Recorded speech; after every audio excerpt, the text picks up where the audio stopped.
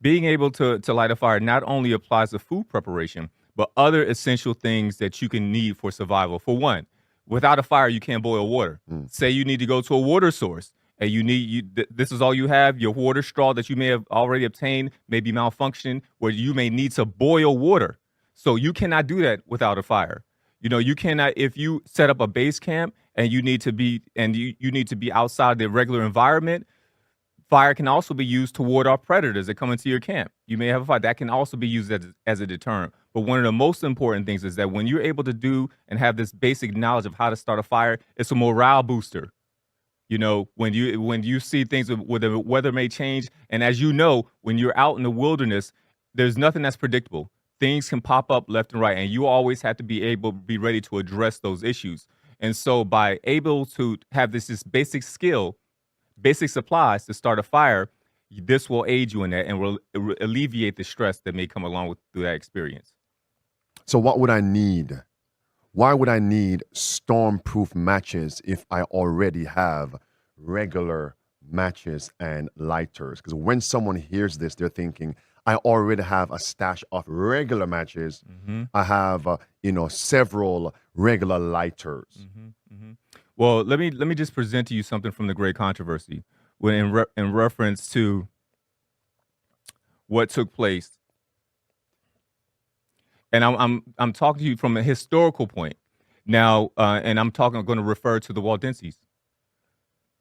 Those who adhered to the faith now withdrew.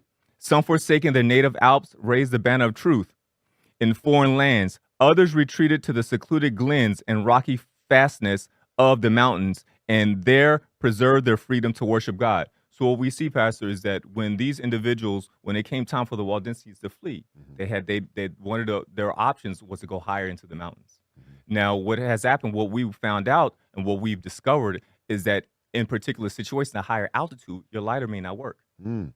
Your regular matches may not work. So what we have now in the society that we live in, that address that issue was met. And that's why we have stormproof and windproof matches, that even if you carry these matches, you may be crossing a lake, you may be trying to flee, you fall into a lake, water may just overcome you. These matches, when you pull them out, will still be able to light, unlike normal matches.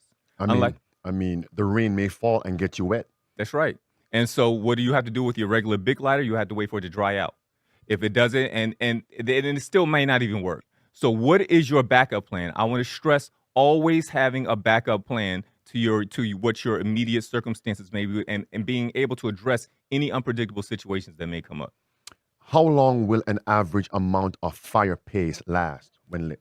Well, fire paste, a different option. I want to show that right here.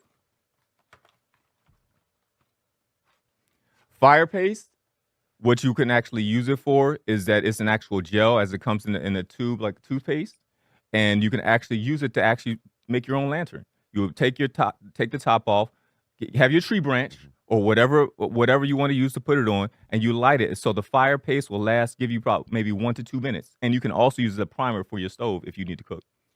Let them see that in the camera there, the fire paste, because some folks may not know what it is, what it looks like, to go and source it. Mm-hmm. Source it.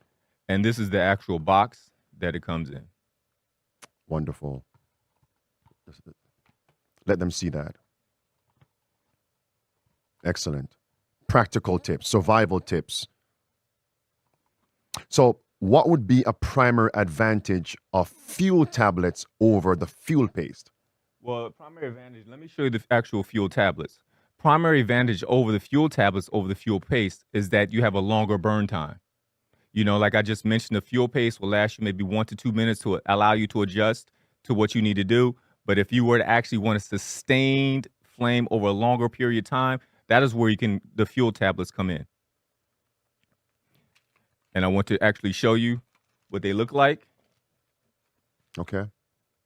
And one of the primary things about the fuel tablets is that the more you burn, the more you can actually maybe get close to actually boiling water or cooking. 1 to 2 tablets won't be enough. That'll be enough to start a fire, but not be enough to actually cook. So that's one of the disadvantages of a fuel tablet.